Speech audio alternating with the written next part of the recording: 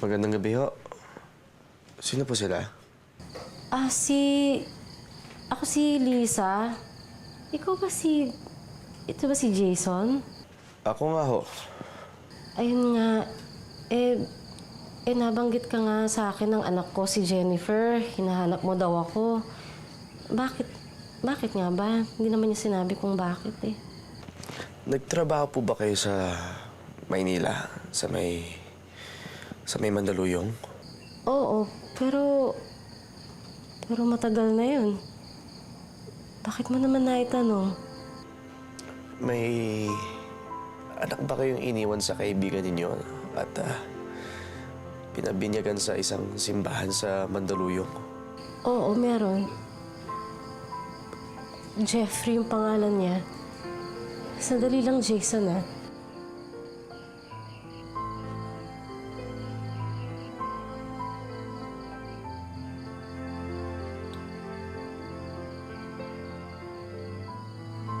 Anak? Ikaw na ba yan? Jeffrey?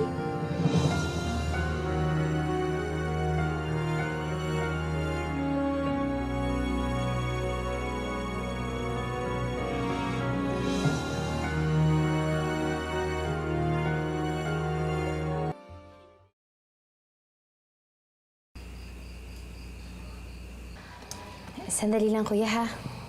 Ayan. Tawagin ko na si nanay. Nay? Nay, okay na po. Tara, nay.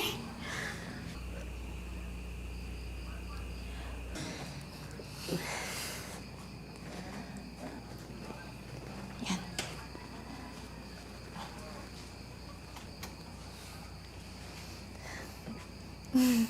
Okay na ba to? Ay, Maayos na ba yan? yan, nay. Okay na po. Yan na si kuya, nay. Sige, salamat anak ha. Sige po, tawagin niyo na lang po ako.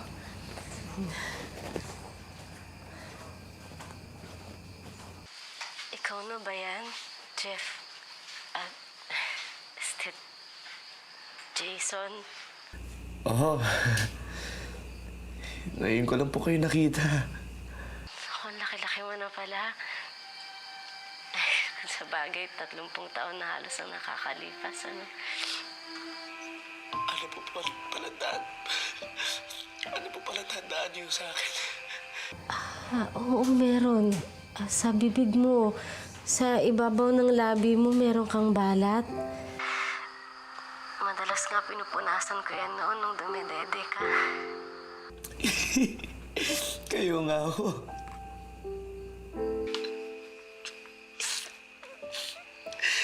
Kayo nga mo yung totoong nanay ko. Anak, ikaw na nga yan. Diyos ko. Salamat sa Diyos at buhay ka pa. Paano mo ako nahanap? Alam mo, anak, kung galit ka sa akin, o patuloy kang nagagalit, wala akong magagawa. Pero, kung ganun eh, nagpapasalamat pa rin ako sa Panginoon. Kasi sinagot niya lagi kong dasal na nasa mabuti kang kalagayan.